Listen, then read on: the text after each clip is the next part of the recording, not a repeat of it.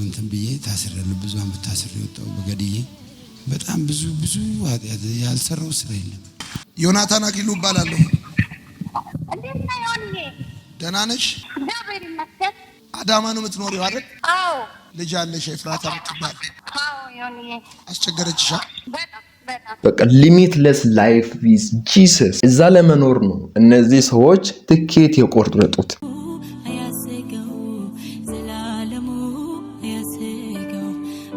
ሰፈር ሲሄድ አገኘው ጠላቴ መሰለኝ አባቴ። ምንም ነገር አላውቅም። በሰዓቱ የያዝኩትን መሳሪያ ወጣሁኝ፣ ተኮስኩበት፣ ግንባሩን መታ። ልጄ ብሎ ዘሎ ያዘኝ። ዘሎ ሲይዘኝ በያዝኩት ጩቤም ነበረኝ፣ ትልቅ ጩቤ ባለሰንሰለት አወጥ። በጩቤም ወጋሁት። ስጋው አባቴ እጅ ላይ ያረፈ። ራሴን አላውቅም ነበር። ራሴን ከመሳት የተነሳ ነገሮች ሁሉ ተደብላለቁብኝ። አላውቅም፣ በሰዓቱም ረሳው። ይሄ ሁሉ ሆኖ አልፎ ከዛም ይዞኝ ወደ ማረሚያ ቤት አደረሱ። ግንባሩ መታው በጥይት? አዎ። ሞተ? ግንባሩን ተመትቶ አልወደቀም። ጠንካራ ሰው ነበረ። የደርግ ሰራዊት ነው። ብዙ ነገር ያደርጋል፣ ብዙ ነገር ይሰራል፣ ብዙ ነገር አልምቶልናል። ከዛ በጩቤ ስትወጋው ነው የሞተው? በጩቤ ስትወጋው እጄ ላይ እንዲህ እቅፍ አድርጎኝ ተያይዘን ወደቀን። አንድ ምድር ላይ እየኖርን አንድ ቋንቋ እየተናገርን በአንድ ማህበረሰብ ውስጥ ሆነን አንድ ባህል ውስጥ ታቅፈን እያል ነገ ልዩነት ከሚመጣ ለምን ለማህበራዊ ኑሮ ብቻ ሲባል አንድ እንሆናለን? ለሶሻል ላይፍ ብቻ እንዋደዳለን? እስኪ ለዘላለማዊ ላይፍም ለምን አንድ ላይ አንሆንም? 17 አይሱዙ ጫት ቅም ያለው 2 አይሱዙ ጀሪካን አረቄ ጠጥቻለሁ። ምንድነው ከዚህ በላይ ማተርፈው? በቃ ጉልበተኝነት የለም። አሁን እጅ መስጠት ተለይቻለሁ። ስልክ እንዳደውሉልኝ። ሲጋራ ለማቆም ብዙ ጥረት አድርጌያለሁ፣ ግን ችንግቢ ረገጥኩኝ። ቆመ። ከዛ በኋላ ቤተሰቦችንም ሲያሰቃይ እናቴን በሱካር ሲያሰቃያት ፍዳውን ነበር የሚያሳያት። ዛሬ እናቴ ወፍራ ቢታያት በሆነበት የእውነት 40 ዓመት የቃምኩት 40 ዓመት ያጨስኩት ሰው አንተ አይኔ 1962 የተወለድኩት። ሰላም እንዴት ናችሁ? ውዴ ግሩም ለማ ዩቲዩብ ቻናል ቤተሰቦች በያላችሁበት ሰላማችሁ ይብዛልኝ። እኔም ወንድማችሁ በጣም ደህና ነኝ። ዛሬም በአዲስ ቪዲዮ ወደ እናንተ መጥቻለሁ። የዛሬ ቪዲዮ ከሌሎች ቪዲዮዎች ትንሽ ለየት የሚያደርገው ነገር ቢኖር ሃይማኖታዊ ይመስላል፣ ግን ከምን አንጻር እንደሰራሁት መጨረሻ አካባቢ ትረዱታላችሁ። አዲስ አበባ ላይ በልጅነት የወለድኩት ልጅ አለ። የጓደኛዬ እህት ናት። ስቲል እስካሁን አላገባችም። የምሬ ነው። እኔ በጣም ጎድቻታለሁ እና ስቲል እስካሁን ድረስ ማን ነው ልጄን ራሱ የአባትነት ፍቅር አልሰጠውም። ከ4 ሴት 4 ወንድ ልጅ አለኝ። ከ4 ሴት ከተለያየ ማን ነው 4 ወንድ ልጅ አለኝ። ትውልዴም እድገቴም ድሬዳዋ ነው። አዲስ አበባ ከገባው 15 ዓመቴ ነው እና ከመጀመሪያ ህይወቴ የ65 ሳንቲም ሌባ ተብዬ ነው ከትምህርትም ከምንም ያቋረጥኩት። ፋዘርና እናት ይቅርታ ጠይቄ ብዙ ሰው ባለ በኔ ላይ እሱንም ይቅርታ ለመጠየቅ። ለምንድን ነው እስቲ? ብዙ ሰው አስለቅሻለሁ። አስለቅሳ? አዎ። ለምን? በጣም ተንኮል ሰራለሁ ነኝ። በጣም ተንኮለኛ ነኝ። ከሰው ጋር በጣም እጣላለሁ። እናቴንም እሰድባታለሁ፣ አባቴንም እሰድባታለሁ። ከሰው ጋር እጣላለሁ። ማታ ወጥቼ ሰውን አንግ ምናምን አደርጋለሁ። ብዙ ነው። ማታ ወጣ አንግ ታረጋለህ? አዎ። ማታ ስራ ጀመርኩኝ። ከዛም በኋላ ብዙ ሴቶችን አስቀይሜያለሁ። ብዙ ሰውን አስቀይሜያለሁ። ታስረ ነበር? አዎ ታስሬ። ለምን? ያው ሰው እንትን ብዬ ታስሬያለሁ። ብዙ አመት ታስሬ ወጣሁ በገድዬ። በጣም ብዙ ኃጢአት ያልሰራው ስራ የለም። አሁን ያው የልጅቷ እዚህ ነው ያለችው። የእሷን አባት ራሱ ገድዬው ነበር። የአባቴ ወንድም ነው፣ ታላቅ ነው የአባቴ ወንድም። ዛሬ እንግዲህ በመሃል አንዳንድ ቪዲዮችን እያየን እንሄዳለን፣ እያየን እንቀጥላለን። ስለ መልካም ወጣት ነው ዛሬ የምናወራው። በዚህ ዙሪያ ቪዲዮን ለመስራት በጣም እፈልግ ነበረ፣ ግን ለመስራት እድል እያገኘሁኝ አልነበረም። ያው እንደምታውቁት መልካም ወጣት ብዙ ወጣቶች ብዙ ሰዎች ከሱስ ዓለም እንዲሁም ደግሞ አላስፈላጊ ከሆነ ቦታ ወደ ተሻለ ቦታ የሚሸጋገሩበት እግዚአብሔርም ደግሞ በኃይሉና በብርታቱ በጥበቡ ብዙዎችን ከጨለማ መታደግበት ቦታና ስፍራ ነው። ከእናቴ ጋር ታስታርቀኛል? ከእናትሽ ጋር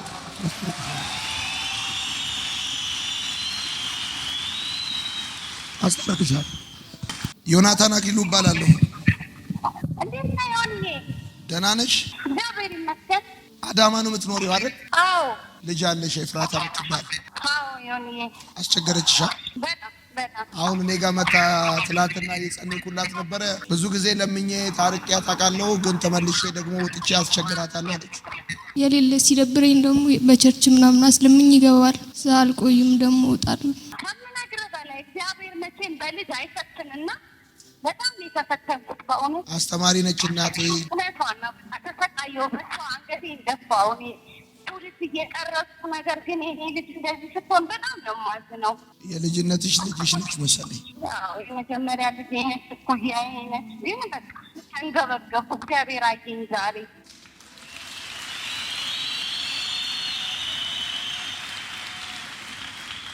እዚህ እንደመጣች ታውቂ ነበረ? አላውቅም። እኔ ሄድኩኝ ስትለኝ ውሸቷን መሰለኝ እና እንግዲህ እኔ በእኔ በኩል ጨርሻለሁ። እግዚአብሔር አያልቅበትም። ለእሷ ሰጥቻለሁ፣ ጸልዬላታለሁ። አሁን አሪፍ ትሆናለች። እዛ ደግሞ አሁን አዘንጣታለሁ። ጌታ ደግነት ያደርግላታል። ወድሻለሁ። አንቺ ብቻ ምሕረት አድርጊላት። ሌሎችን ነገር ታውቀዋለህ። በእውነት እንዴት ብዬ እንደምነግርህ አላውቅም።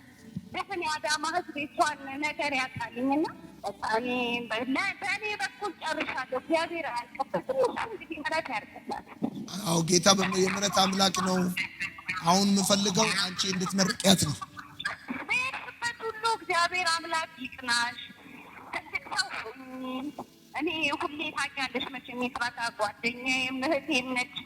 እንዳቀርባት ነው የምፈልገው። እሷ ግን እኔ ትሸሸኛለች። እግዚአብሔር አምላክ የበፊቱን አያሳይሽ። በቃ አዲስ ሰው ሁኚ።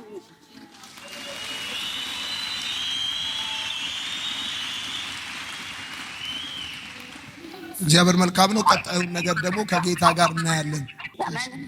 እግዚአብሔር አምላክ አንተን ይባርክ። አሜን። የሆነ መልካም ፈቃዴ ከሆነ አባቴ ጋር ደውለህ እኔ ይቅርታ እዚህ እናንተ ፊት በእግዚአብሔር ፊት ከአባቴ ይቅርታ መውሰድ እፈልጋለሁ። ሄሎ፣ እንደምን ዋሉ የኔ አባት? ሰላም ነው፣ እግዚአብሔር ይመስገን። ዮናታን አክሊሉ እባላለሁ። ዮኒ የእግዚአብሔር ጸጋ ሰው ሰላም ነው? ደህና ነኝ ያለው የኔ አባት። ሁሉ ሰላም ነው? ያንተ አገልግሎት ሁሉ ሰላም ነው? ሰላም ነው፣ እግዚአብሔር ይመስገን። እዛ ያሉ ቅዱሳን ቤተሰቦች ሁሉ ደህና ናቸው?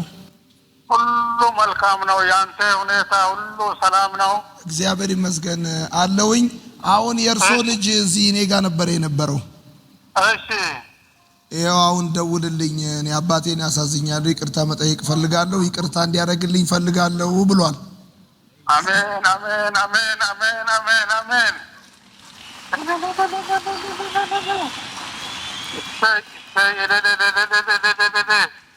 አብዛኞቻችን ግን ይህንን አንረዳም። የሆነ የአንድ የሁለት ሰው አጀንዳ ይመስለንና ወደ ጎን እናደርጋለን። ይሄ ሐሳብ የዮናታን ወይም የማርሲል ቴሌቪዥን አጀንዳ ብቻ እንዳልሆነ አጠቃላይ የኢትዮጵያ ወጣቶች በጨለማ ውስጥ ያሉ በሱስ ውስጥ ያሉ ወጣቶች የሚያመልጡበት እንግዲህ ያስቡት። እዛጋ አንድ ሳምንት ብቻ ነው የሚቆዩት። ከዛ በኋላ ይወጣሉ። ወጥቶ ህይወታቸው ተሽሎ ወይም ተስተካክሎ ያየናቸው ብዙ ወጣቶች አሉ። ኢየሱስ የሚባለውን ደስታን አግኝቻለሁ። ቸርች ዘማሪ ነኝ፣ አገልጋይ ነኝ። ሀደሮ ቁጥር 3 ቃለ ሕይወት ቤተክርስቲያን የዲዲያ ኮይር ዘማሪ ነኝ። ኧረ ዘራ እኔ ያኔ ሲመጣ በሰውነቴ ላይ አንድ ጥብስ የሚሆን ስጋ አልነበረም። በመጨረሻ ላይ ጌታ ሆይ አልኩ፣ 2 ወር እድል ስጠኝና ጡረታ ልጅ 10 ዓመት እንዲሞላው ነው ግደለኝ አልኩ። እግዚአብሔር ግን ዛሬም በሕይወት አኖረኝ፣ በበረከት ዳሰሰኝ።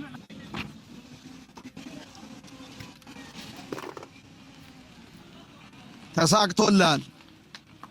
ወዳለሁ። ይሄ ምንድን ነው የሚለው?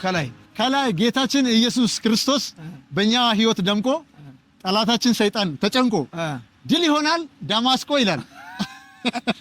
እሺ፣ ከዛ ያደሮ ወጣቶች ጉዞ ወደ ዳማስቆ ይልና ስንት ሆናችሁ መጣችሁ በዚህ ዓመት? በዚህ ዓመት ወደ 80 ገደማ ነው የመጣ ነው። ከ80 ልጆች መተናል። ባለፈው ዓመት ከተማሩት ውስጥ የተረፈ ሰው አለ? 10 ልጅ አለ። ከ10ሩ እዚህ ባለ 10 ሰው ተሳክቶልናል። 10 ሰው ነፃ ሆኗል፣ ተለውጧል። ይሄ ምንድነው? ለምንድን ነው እንደዚህ ያደረከው? ይሄ ማለት እኛ እዚህ ከመምጣታችን መልካም ወጣት ከመምጣታችን በፊት በጣም ሱሰኛ የነበርን ሰዎች ነበርን። ይሄ ሰው በጣም አደገኛ ሁኔታ ውስጥ የነበረ ነው። ይሄ አሁን የቱ ጋር ያለ? ይሄው እዚህ ጋር አለ። እሺ፣ ፎቶ ላይ እዚህ ይሄው እዚህ ጋር አለ። ይሄኛውስ? ይሄንኛው ዮኒ ይባላል። በጣም የታለዙ አለ እዚህ ልጆችን እንትን እያለ ነው። አሁን በዚህ መልኩ እሱ ተለውጦ እንደዚህ ይሆናል። ይሄ እኔ ራሴ ነኝ። እዚህ ጋር ይኸው በዚህ መልኩ አፍተር እና ቢፎር ሰርታችሁ ነው ባስ ላይ አድርጋችሁ የመጣችሁት? አዎ ባስ ላይ እንደዚህ ሰርተን ከተማው ላይ አስተዋውቀን መልካም ወጣት መማር እስከዚህ ሰዎችን ለለውጥ እዚህ ከለውጥ አካላዊ ምናምን ለውጥ ሳይሆን የህይወት ለውጥ ትልቅ የህይወት ለውጥ እንደሚሰጥ ከዚህ ውስጥ ሀብታም የሆነ ማን ነው? እሱ ሀብታም ሆኗል። አንተ በበረከቱ አጨማልቆኛ ነው።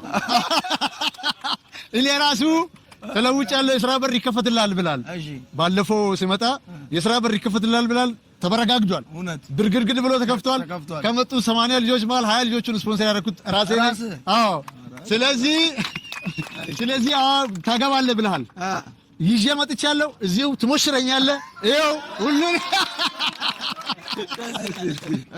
ከነዛ በአምና ካመጣኋቸው ልጆች ከተረፉ 10 ልጆች መሃል አንዱ እሱ ነው። ይሄ አምና ካቻምና መጥቶ የተረፈ ይሄው አሁን ይሄ ልጅ ምን ነበር የሚሰራው? ይሄ ቤት ውስጥ መኪና የራሱ መኪና ያለው ባለ መኪና ነበር። መኪናውን አክስሮ ከስሮ ተጨማልቆ በሱስ በተበላሽቶ የነበረ ልጅ ነው። አይወጡም መጨረሻቸው ነው የተባሉትን እግዚአብሔር እየታደጋቸው አስቡት። እዚህ ምድር ላይ 60-70 ዓመት ነው የምንኖረው። ምናልባት እኔ ዛሬም በይሄንን ቪዲዮ የተቀረጽኩኝ ራሱ ሞቼ ሊገኝ ይችላልው ወይ ነገም ልሞት ይችላልው። ከዚህ ከ10 ዓመት በኋላም ልሞት ይችላልው። እግዚአብሔር ካለም ደግሞ እስከ 70 እስከ 80 ዓመትም ልቆይ ይችላልው። እሱ የእግዚአብሔር ፍቃድ። ምናልባት ፍለፊታችን ጥሩ ተስፋ ስላለን አንሞትም ማለት አይደለም። እንደርሳለን ብለን ያሰብነው ቦታ ስላለ ያ የወደፊት ፓሽናችን ዛሬን እንዳንሞት ዋስትና ሊሆነን አይችልም ማለት ነው። ስለዚህ የሆነን ጊዜ ህይወቴን አስተካክላለሁ፣ ከእግዚአብሔር ጋር ያለኝን ቅርበት፣ ከእግዚአብሔር ጋር ያለኝን ሪሌሽን ከሆነ ጊዜ በኋላ አስተካክላለሁ ብለን ቀጠሮ የያዝን ሰዎች በዚህ መማር ይኖርብናል ማለት ነው። እዚህ 70-60 ዓመት ለምንኖረው ኑሮ እንደዚህ የምንለፋ ከሆነ እንደዚህ ከሰዎች ጋር የምንጋጭ ከሆነ እዚህ ወተን የምንወርድ ከሆነ ዘላለማዊ ሞት አለ፣ ዘላለማዊ ህይወት አለ። ይሄ ማለት ደግሞ መጨረሻ የለውም። 100 ዓመት ራሱ ምን ያህል ትልቅ እንደሆነ አስቡ። ከዛ 10,000 ዓመትን አስቡ፣ 100,000 ዓመትን አስቡ፣ 1 ሚሊዮን ዓመትን አስቡ። 1 ሚሊዮንም አይደለም 1 ቢሊዮንም አይደለም፣ ገደብ የለውም። በቃ ሊሚትለስ ላይፍ ዊዝ ጂሰስ። እዛ ለመኖር ነው እነዚህ ሰዎች ትኬት የቆረጡት። አዲስ ፍጥረት ሆነው ወደ እግዚአብሔር መንግስት ተቀላቅለዋል።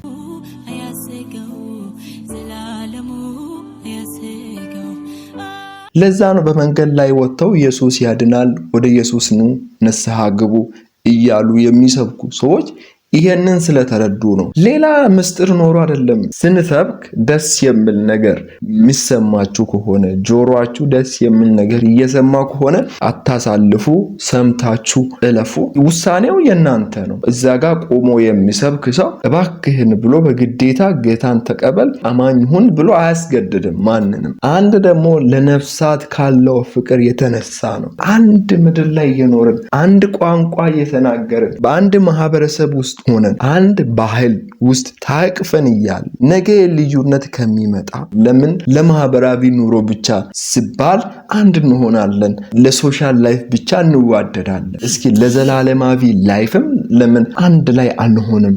ማነው ስም? በረከት ጥላሁን እባላለሁ። ከየት ከተማ መጣ? ከኮፈሌ ኮፍላንድ ነው። ከኮፈሌ ኮፍላንድ። እሺ፣ ለምንድን ነው ወደ ፊት ለፊት የመጣ? ወደ ፊት ለፊት የወጣሁት ብዙ ሰው ስላስቀየምኩኝ ይቅርታ ለመጠየቅ ነው። ለምን አስቀየምክ? አይ እኔ በህይወቴ ብዙ ነገሮች የለም ዝብርቅርቅ የወጣና ጨለማ ውስጥ ያለች የሆነ በአንድ ቁልፍ የተቆለፈች ህይወት ውስጥ ነበርኩኝ። ራሴን አላቅም። ራሴን ያገኘሁት ጫት ቤትና በቃ በሆነ በተበለሻሸ ላይፍ ላይ ነው። ነገሮችን ሳላቃቸው አባቴና እናቴም ተለያይተው አባቴ ናዝሬት ነው። መልካም ወጣት ያልተነገረለት ፕሮጀክት ነው። እግዚአብሔር ጸጋን አብስቶለት አቅም ሆኖለት ኃይል ሰጥቶት እንግዲህ ትንሽ ነገር አይደለም። በአንድ ዙር ከ5000 በላይ ወጣቶች ናቸው መጥቶ የሚሰለጥኑት። እነዛን ወጣቶች መነጅ ማድረግ አለ። በዚህ በኩል ደግሞ ቤተክርስቲያኒቷ አለች። ድካሙን ተቋቁሞ የተለያዩ ፈተናዎችን ተቋቁሞ ከውጪ ደግሞ የሚመጡ ተቃውሞች አሉ። እንግዲህ ለምን እንደሆነ እንደሆነ አላቅም። ሰው ከሱስ ለምን ተላቀቀ፣ ከበሽታ ለምን ዳነ፣ ከአጋንንት ለምን ተፈታ ማለታቸው እንደሆነ አላቅም። ጥሩ ነገር በምድርቷ ላይ ሲሆን በኔጌቲቭሊ ብቻ የተረዳን ብዙ ዘመናትን ተጎሳቁለናል እንደ ሀገር እንደ ኢትዮጵያ።